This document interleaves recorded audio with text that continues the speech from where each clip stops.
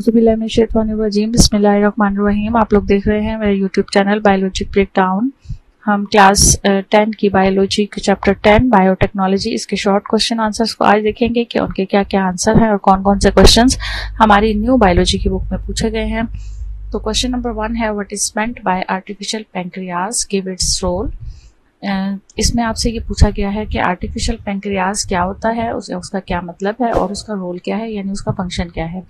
तो artificial pancreas जो है वो एक ऐसा सिस्टम होता है जो कि मिमिक होता है ग्लूकोज रेगुलेटिंग फंक्शन का। यानी एक नॉर्मल प्रोसीजर होता है हमारी बॉडी के अंदर जिसके अंदर ग्लूकोज जो है वो रेगुलेट हो रहा होता है और फंक्शन परफॉर्म कर रहा होता है, जो कि हेल्थी पैंक्रियाज कर रहा होता है।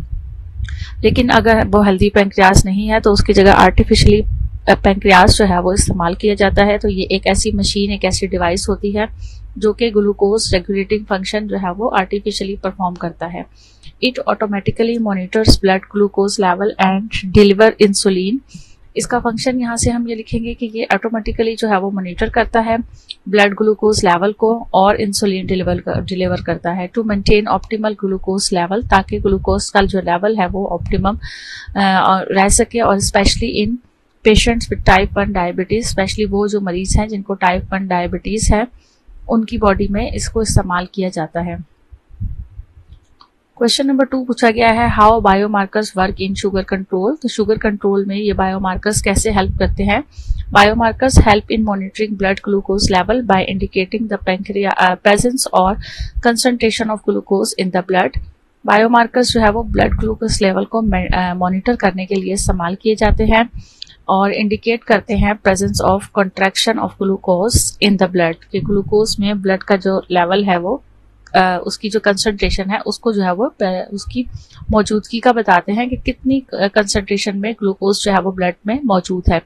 They can help predict diabetes risk, monitor treatment effectiveness and guide insulin therapy. ये बहुत सारे मकासद के लिए इस्तेमाल किया जाता है, जैसे कि डायबिटीज रिस्क जो है वो उसको मॉनिटर करता है, उसकी ट्रीटमेंट के लिए भी इस्तेमाल किया जाता है, इफेक्टिवनेस ट्रीटमेंट के लिए जो है वो बहुत इफेक्टिव होता है, और गाइड इंसुलिन थेरेपी, और जो इंसुलिन थेरेपी है उसमें भी जो है वो ये मार्कर गाइड करता है कि किस तरह से जो है वो पेशेंट को या मरीज को इंसुलिन थेरेपी देनी चाहिए। क्वेश्चन नंबर 3 है, how has genetic engineering improve the quality of agricultural yield. तो genetic engineering has improved agricultural yield by, सबसे पहले हम हेडिंग लिखेंगे। क्वेश्चन वो ये पूछ रहे हैं कि किस तरह से जेनेटिक इंजीनियरिंग जो है वो इम्प्रूव कर सकती है एग्रीकल्चर की क्वालिटी को। तो हम इसके आंसर में जो है वो कुछ पॉइंट्स ऐड करेंगे कि making crop resistance to pests and diseases. Crop resistance जो है वो ऐसे क्रॉप्स जो है वो प्रोड्यूस करते हैं जेनेटिक इंजीनियरिंग जिसमें डिजीजेस जो है वो उससे रेजिस्टेंट होते हैं वो crops. Enhancing tolerance to drought, salinity and temperature, और उसके अंदर ऐसी टॉलरेंस पैदा करते हैं कि वो ड्रॉट जो खुश्क साली होती है उससे अपने आप को महफूज रख सकें या उससे बचा सकें या उसकी उस कंडीशन में अपने आप को सर्वाइव कर सकें। सैलिनिटी जो जहाँ पर जो है वो नमकियात बहुत ज़्यादा हो जाती है जिस ज़मीन में, उस तरह की ज़मीन में अपने आप को सर्वाइव कर सकें, और टेम्परेचर में भी जो है वो सर्वाइव कर सकें ज़्यादा टेम्परेचर में। तो इम्प्रूविंग न्यूट्रिशनल कंटेंट, इसके अलावा जो न्यूट्रिशनल कंटेंट होता है उसको इम्प्रूव करने के लिए भी जेनेटिक इंजीनियरिंग को इस्तेमाल किया जाता है। जैसे फॉर एग्जांपल अब आजकल गोल्डन राइस वगैरह जो है वो बनाए जा रहे हैं थ्रू जेनेटिक इंजीनियरिंग।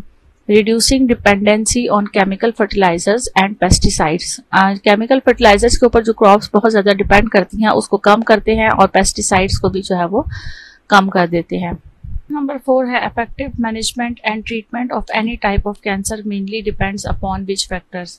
जो कैंसर की जो ट्रीटमेंट होती है उसकी मैनेजमेंट और उसकी ट्रीटमेंट के लिए कौन से फैक्टर जो है वो इफेक्टिव होते हैं और क्या चीज़ डिपेंड करती है उसके ऊपर। तो कैंसर ट्रीटमेंट डिपेंड अपॉन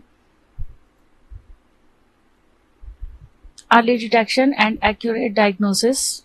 अच्छी अर्ली डिटेक्शन यानी शुरू में ही जो है वो डिटेक्शन हो जाती है और सही से एक्यूरेट डायग्नोसिस होती है, तो वो कैंसर की ट्रीटमेंट जो है वो उसके ऊपर डिपेंड करती है। Stage and type of cancer, stage किस स्टेज का कैंसर है और कौन सी टाइप का कैंसर है, ये भी बहुत डिपेंड करता है। Personalised medicine using genetic information, कौन सी मेडिसिन जो है वो उसको पेशेंट को जो है वो दी जानी चाहिए जेनेटिक इंफॉर्मेशन को इस्तेमाल करते हुए।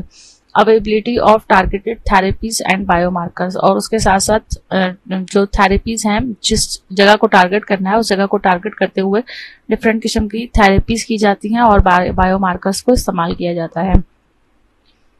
क्वेश्चन नंबर 5 है how marine biotechnology is important in medicinal and cosmetic products. तो marine biotechnology provides bioactive compounds और collagen and algae extracts, bioactive compounds from marine organisms used in medicine. Marine organism से कुछ ऐसे bioactive compounds को इस्तेमाल करके medicine बनाई जाती हैं, for example anti cancer, anti inflammatory drugs वगैरह। और collagen and algae extracts use in skin care and anti ageing cosmetic products बनाई जाती हैं। नंबर 6 है which microbes are involved in baking and dairy products. तो बेकिंग में Saccharomyces, cerevisiae, yeast जो है वो इन्वॉल्व होता है। डेयरी में Lactobacillus, Streptococcus and Bifidobacterium species जो है वो इस्तेमाल की जाती हैं। क्वेश्चन नंबर 6 का ही वी पार्ट है what is the source of the sugars that are fermented in ब्रोइंग।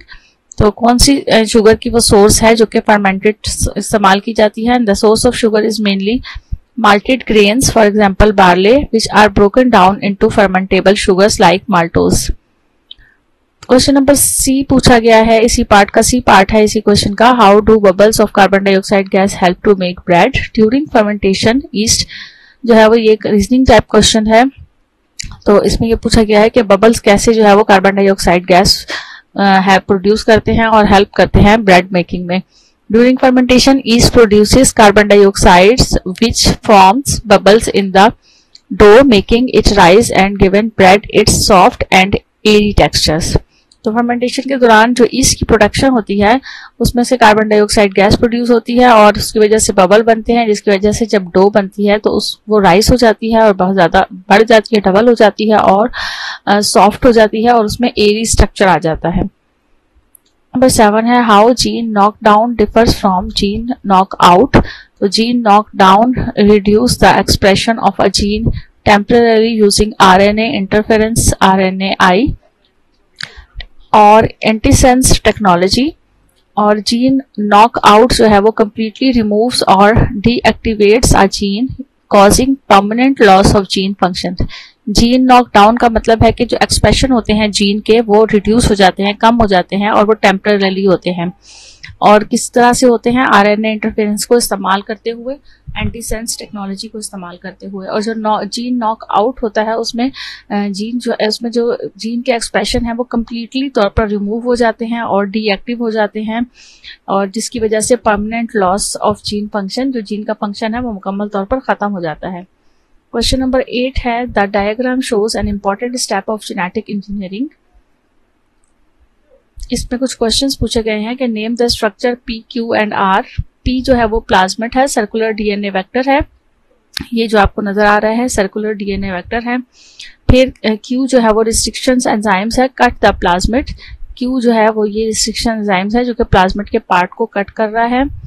और R जो है, R recombinant DNA plasmid plus inserted gene है, यानी वो DNA है जो कि प्लाज्मिड के अंदर जीन को इंसर्ट किया जा रहा है। Step of this process, so next step is transformation where the recombinant plasmid is inserted।